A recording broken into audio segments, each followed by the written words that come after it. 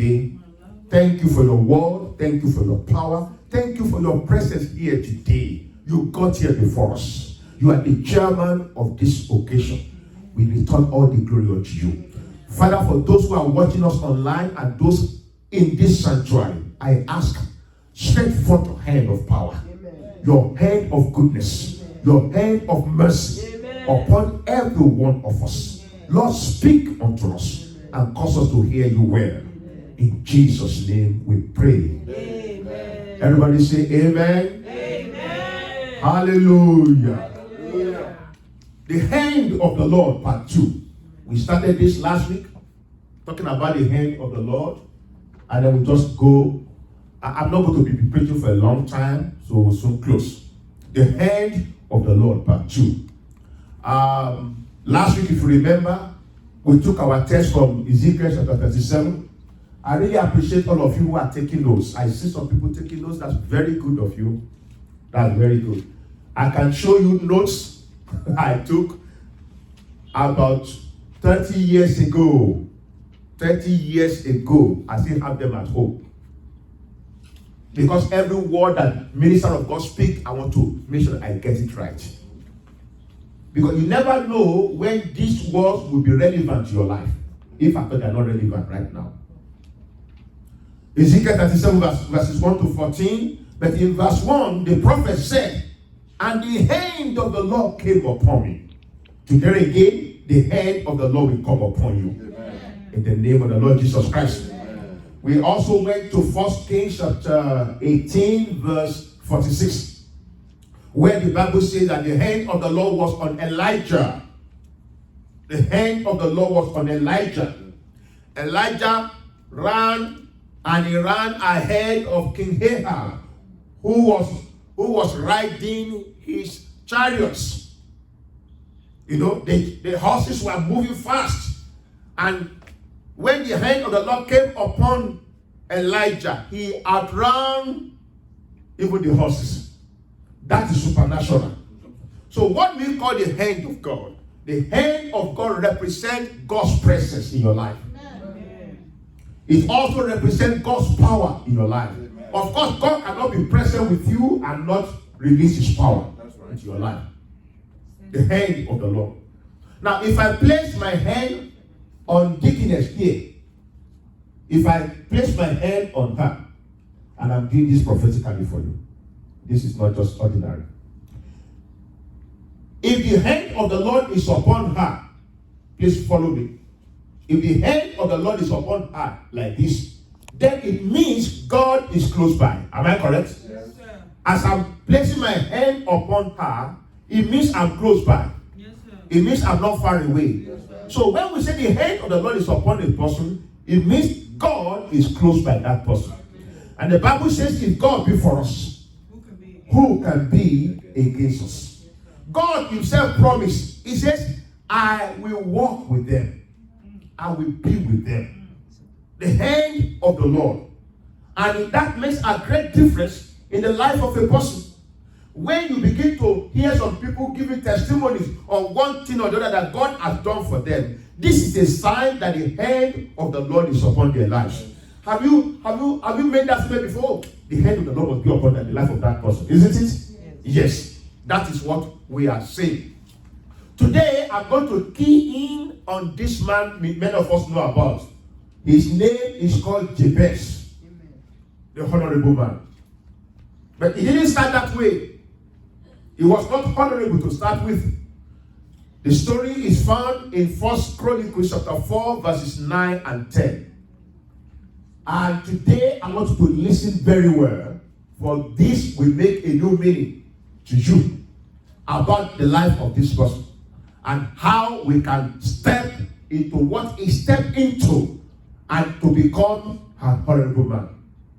Jabez. Let me start from verse 9. The Bible says, and Jabez was more honorable than his brethren. If I were to write this, I would have put full stop here. Full stop. And Jabez was more honorable than his brethren. Full stop. And his mother. That "and" in English does not really mean much, because that second statement, it looks like, what do they call it? That in grammar. One statement and you make another statement that's like opposite of it. Conjunction. Is it conjunction? But this looks like opposite. And his mother called his name Jabez, saying, I bear him with sorrow. Now, we all know mothers, when they are pregnant, they go through a lot of sorrow. Oh, have you been to labor room before? Labor room is pain room. Labor room is pain room. I worked there for some time. It's not easy. You will see some women who will be cursing their husband. You curse the man and curse the man. You know, I remember one woman who told her husband was allowed there. Say, come and help me rub my back. Come and help me rub my back. You know, and the baby is sending, you know, the pain at the back. Come and help me rub my back. And then while she was feeling the pain, she just gave the man.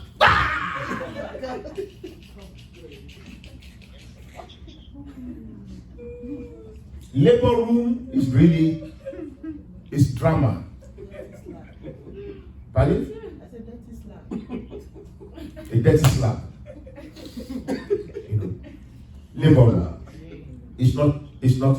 But, you know, the joy is immediately the baby comes out. The woman just, I remember when I was a medical student,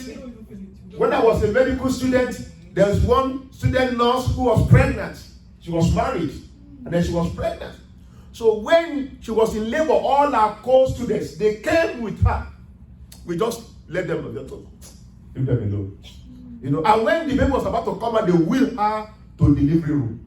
And she was yelling and shouting and being, they said, keep quiet, take it easy. No, I can't take it easy. I can't take it easy. And she was shouting, she was doing everything. And then when the baby came out, her friends took her delivery. They brought her the baby. They said, look at the head of your baby. You were just crying 30 seconds ago. He said, his head is like the head of my husband. Then we all laugh together. You know? I mean, this woman was just crying. Now, so we know that every woman goes through pain in labor. But why did the mother particularly say, I bear this one in pain? It must be deeper. Are you guys what I'm saying now? Yes, sir. It must be deeper than that. It could be emotional pain. It could be physical pain. It could be pain in other areas of life. Are you following me? Yes, sir. Please, everybody, come on, let's throw together. Yes, sir. Pain one, pain or the other. That made his mother to call him Jabez. Jabez means child of pain or child of sorrow. And may I say this quickly?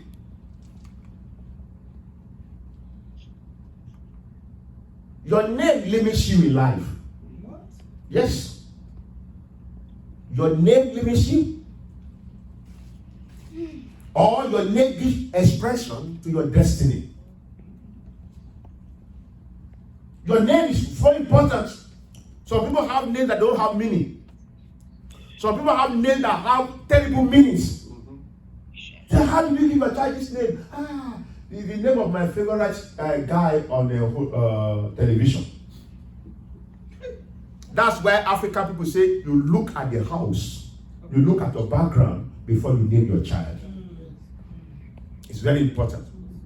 Because your name has so much influence on you. Can you imagine this man was growing up and anywhere he went, people wanted to refer to him, they said, Sorrow, come.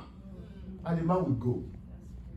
Day after day, year after year, they were calling him Sorrow. Everywhere he went. Sorrow. He didn't have anything to do about that. But that's the name the mother gave him. But something important about Jabez is this. If you read First Chronicles, those who have read the Bible through here, if you read First Chronicles, from chapter 1 to chapter 9, all you will see there are names and name, jaw-breaking names that people find difficult to pronounce. Thank you. You know, you can read your Those 9 chapters, you can read them within 30 minutes. For the names. Those 9 chapters, you can read them in about 30 minutes. Because it just names and names. That's why they call it Chronicles. And there are about 600 names mentioned there. About 600. The Bible just, in fact, in one verse, the Bible will mention about 5 names. It just go on like that. Just go on, just go on. But when the Bible mentions about Jabez, there's a pause. Instead of just mention the name and go on, then God devoted 2 verses to tell us more about this man. It means that something is important about him. So the Bible says, where we read earlier, that Jabez was more honorable than his brethren. A child born in sorrow. A child everybody calls sorrow. Or a man everybody calls sorrow, pain. How did he now become more honorable? That is where I'm going today. And that is where the hand of the Lord comes in. So please give attention.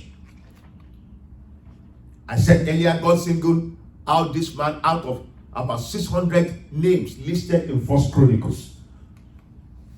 Now, can I say this? Irrespective of your background, you can get to the place of honor in life if you will do what Jabez did. No matter what your background is, no matter what your background is.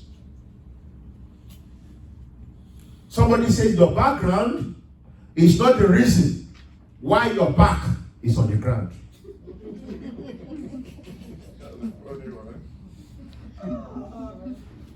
You gotta take clear that you have defeated. When your back is on the ground, you have been defeated. But your background is not the reason. If any man be in Christ is a new creature, all things pass away, everything become new. You can have a new life in Christ. You can begin all over again. You can prosper. You can make it. You can become an honorable man like Jabez. Amen. Irrespective of your background. Nobody should have an excuse because, well, this is how my mother gave back to me. This is how my father treated me. This is what, many people have been abused in our generation. But don't let the abuse that you suffered years back, don't let it determine your future. Don't. There is a God of a newness. New thing. New life. New position. He is our God. He is the God in this sanctuary today. Amen. Hallelujah. Hallelujah. Hallelujah. Hallelujah. Jabez did not accept his condition as his destiny. I hope that you notice these statements. Yeah. He did not accept his condition as his destiny. He changed his ugly story through faith and prayer. Jabez changed his ugly story through faith and prayer. Jabez changed his ugly story through faith and prayer. Every ugly story can change. It can change. It can change. Listen to me, brethren. For the first 13 years, 12 years of my life, or 13 years of my life, I lived with my parents back in Africa.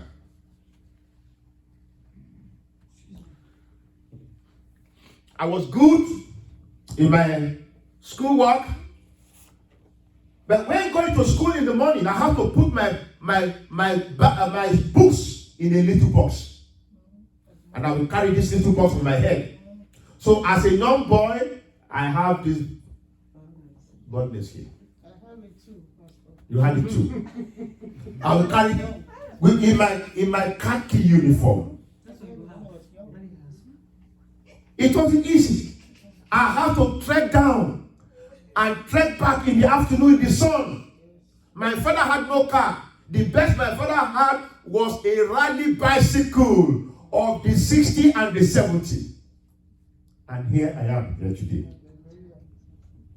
It was a rough background. Please don't laugh. My father was married to 4 women. And all the 4 women lived together with my father and the children in the same house. You know that is a house of trouble. Huh? If you pour water, the other woman will say, why did you pour water on my child? From my side. If you cook and you give them, they say, oh, maybe he has poisoned it. If you cook and you don't give them, they say, oh, he's trying to show off. It's one trouble after. There's no way. So at times my father will just sit upstairs and will not talk to anybody. Of course, he caused the trouble. He caused the trouble. He caused the trouble. That's the environment in which I grew up. It was tough. It was rough. It was rough. But I knew my life could become something. And I left them. I went to high school. And then some people discover, oh, this boy is something. In my second year in high school, I got scholarship. And that scholarship even took care of my first year. And throughout, feeding, boarding, uniform, books, everything was taken care of. And I was being talk of study. To study is just hobby for me. That's why to read Bible is nothing. I can sit down with Bible for hours. Because to study is just hobby for me. Those days when we used to write resume, what is your hobby? I just put there reading. It's just part of me. He didn't try. Some people say, immediately I open the Bible, my eyes begin to feel dizzy. My eye doesn't feel dizzy. When I sit down there for about 2 hours and I'm tired, in those days in the library, I will just get up. I will walk up and down, come back and sit down again. I will continue. When I was going to read, I always had my Gideon Bible, that little Gideon Bible with me. If I read for about 2 hours and I'm tired of what I'm reading, I will open my Gideon Bible. I can read John. I can read James. I can read something. And I read that, I close it again, I continue with my study. And it's just fun for me. But the background was rough. It was rough. And I thank God that it is part of my story today. And Jabez, verse 10, called on the God of Israel, saying, throughout this week, we are going to use this scripture to pray. Please, those who will be leading us in prayer this week, let's bear this in mind.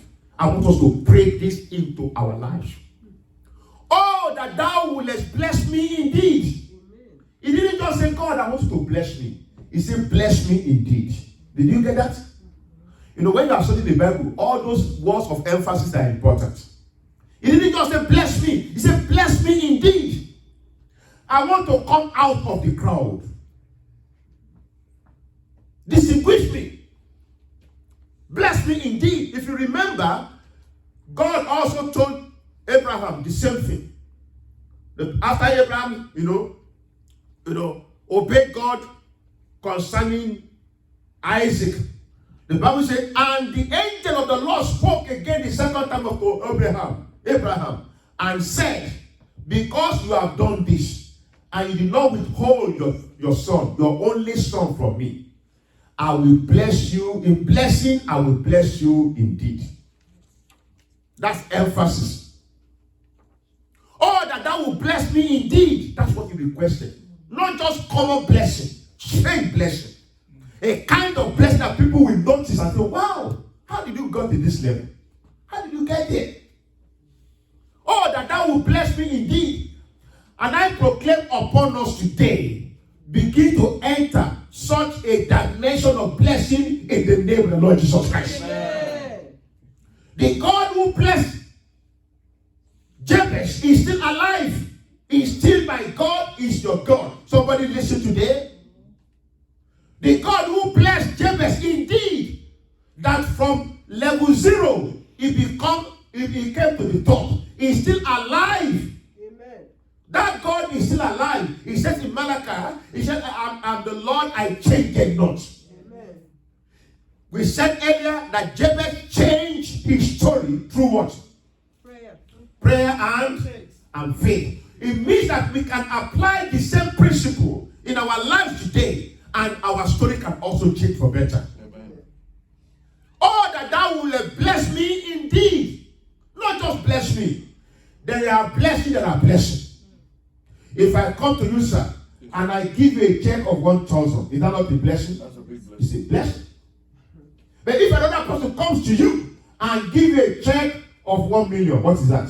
That's a blessing. Blessing indeed. You get it now? That's right. It's beyond the expected. Blessing indeed. Second prayer point, he said, enlarge my coast. Some version says, enlarge my territory. Yeah. Broaden me in life. Broaden me financially. Broaden me in my ministry. Broaden me in my business. Enlarge my territory. Enlarge my coast. I don't want to remain small. It means this man, even when things were hard for him, he had the dream of becoming great in life. Do you understand that? Yes. It isn't just God just put me in one little corner. So as long as this pain is out of my life, I'm okay. No. He was praying for something big, something great in life. Enlarge my coast. Then he said, and that thy hand might be with me. Let the hand of God be with me. I want the hand of God to be upon my life. The hand of God. The hand of Jehovah. When the hand of God comes upon you, favor comes upon you. When the hand of God comes upon you, mercy comes upon you. When the hand of God comes upon you, blessing comes upon you. When the hand of God is upon you, the protection of God is upon you. The hand of God, the manifestation of his presence with you. Then he says, and that thou wilt keep me from evil. The man has experienced enough evil. He also knows that if God begins to bless me, Satan will begin to mess around. So, Lord, keep me from evil. And don't let it grieve me anymore. 4 major prayers. I've read some right on that say 3 major prayers. I've read some that say 5 major prayers. But in my own little understanding, it looks like 4 to me. It's 4. Bless me indeed. Yes. Enlarge my coast. Let your hand be with me and keep me from evil. Everybody say amen. Amen. Today, that will be your portion in the name of the Lord Jesus Christ. Amen. Everybody here, please can you raise up your hand and let's do this together. Say with me, in the name of Jesus. In the name of Jesus. Those at home, please flow with us in the same spirit. In the name of Jesus. In the name of Jesus. Heavenly Father, Heavenly Father, today I ask of you I ask of that you will bless me indeed. you, bless me indeed. Bless every area of my life. Bless every area of Bless my home. Bless my home. Bless my job. Bless my Bless my business. Bless my business. Bless whatever I lay my hand upon. In the name of Jesus Christ. Lord, I ask of you today, enlarge my coast. Enlarge my territory. Enlarge my territory. I come against the spirit of smallness. I come against every limitation in my life, in my business, in my finances. I come against every spirit of limitation. In the name of Jesus Christ. Lord, I ask of you, let your hand be upon me for good, for mercy, for blessing. In the name of the Lord Jesus Christ, for protection. In the name of Jesus. And Lord, I ask of you, keep me from every evil. Keep me from every evil. Protect me, O Jehovah. In the name of the Lord Jesus Christ. Come and shout amen. Those are the major prayers. And I'm so glad the way the Bible concludes that verse 10. The way the Bible concludes that verse 10. It says, and God granted him that which he requested. In this sanctuary today, under this voice today, Amen. the Lord grants you that which you requested in the name of the Lord Jesus Christ. I see in the Bible concerning Sarah. Sarah prayed and prayed and prayed and prayed. And the time came, Sarah he changed his prayer. He said, Lord, if you give me a man child, I'm going to give it back to you. God said, true.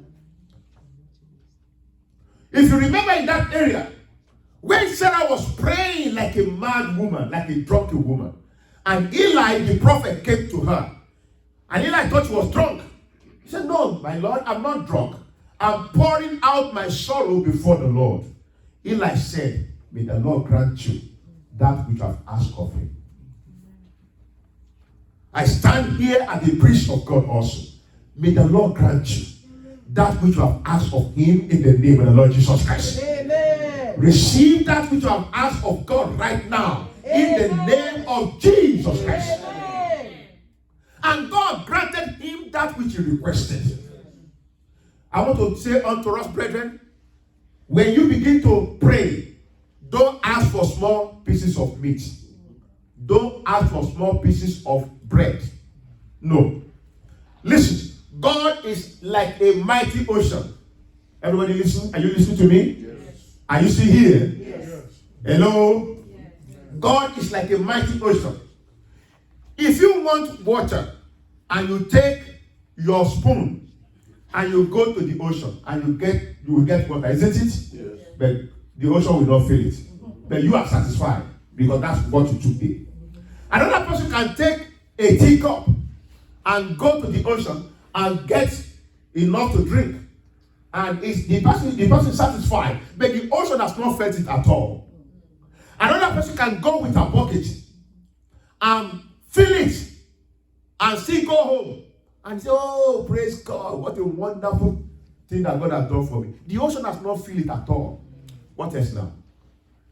What else can we take? A tanker. You can even go with this water tanker and fill it with water and go back home. The ocean has not felt it at all. Maybe just pack your load and go and be living by the side of the river. And that's what the Bible says. The man that feared the Lord and delighted greatly in his word, he said, it shall be like a tree planted by the rivers of water. Just go and plant, just go and stay there. Dwell in the presence of God. Let his hand rest upon you perpetually. That is the will of God. That is the purpose of God. But I want us to see here one of the things that distinguished Jabez in his life is the hand of God. May the hand of God come upon you today. Amen. May the hand of God come upon you today. Amen. May the hand of God come upon you today. Amen. In the name of the Lord Jesus Christ. Amen. God is able to do Exceedingly. exceeding abundantly above all that we can ever ask or think, according to his power that worketh in us. He's able to do. God is able to do. Please enlarge your territory, enlarge your thinking, enlarge your mind. God has blessed you, but he still has more for you. God has helped you, but he wants to help you the more. God has lifted you up, but he still has more for you. More for you. More. He's a God of more than enough. El Shaddai is his name. Praise the Lord. Please, can you just stay where you are? I want to pray for us and I put on the microphone. Thank you, Father. Those at home, can you just lift up your hands? Those in the sanctuary, lift up your hands as well. Under this unction, please be focused. Thank you, Jesus. Please be focused. I want you to express your faith as you agree with me. These are the 4 prayer points of Jabez. I want you to express your faith as you agree with me right now. Please, those outside the sanctuary, if you can come back now, I will appreciate it. I want you to express your faith. These are the 4 prayer points. These are the things God wants to do in our lives. The hand of God does not come upon any man for fun. No. You cannot have the hand of God upon you and you remain at the same spot. Anyone that has the hand of God upon him, something will break loose. Something will happen. The sick will be healed. The oppressed will be delivered. The poor will be blessed. He will become rich. The one that is backward will move to the front. When the hand of the Lord rests upon you. When the hand of the Lord is upon you, you cannot remain the same. And today you will not remain the same in the name of the Lord Jesus Christ. Are you still with me? Please lift up your hand as we pray. Father, I mount this platform of yours in this sanctuary. And Lord Almighty, I speak into the life of your people. That which no man can give you. In fact, that which no pastor can give you. That which can only come from the Almighty God for you. And that which you desire right now. Receive in the name of the Lord Jesus Christ. Receive in the name of Jesus Christ. I command the way to be cleared for you. Nothing will obstruct you anymore. Nothing will stand in your way anymore. No power of darkness will stand in your way. No forces of hell will stand in your way. Receive the blessing indeed now in the name of Jesus Christ. The blessing that's above blessing. The blessing that all eyes can see. The blessing that cannot be hidden. The blessing that cannot be hidden in any way. Oh, not just a small one. The blessing that will introduce you to your generation. Receive now in the name of Jesus Christ. With this blessing, Lord, Jehovah, make a way for your people. Thank you, Father. I ask of you, Heavenly Father, that you enlighten their coast. I terminate every error or smallness in your life in the name of the Lord Jesus Christ.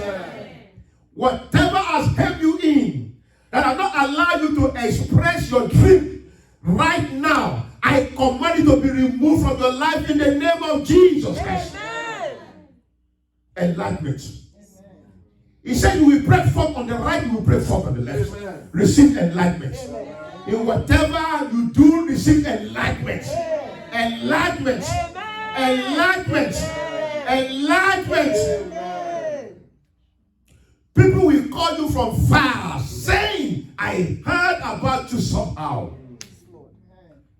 In the name of Jesus Christ. And Lord Almighty, let your hand be upon your people. Let your hand be upon them for good, for mercy, for lifting, for lifting, for lifting in the name of the Lord Jesus Christ. And Lord, lastly, I pray today in the name of Jesus, keep them from every evil. Keep them from every evil. Keep them from every attack.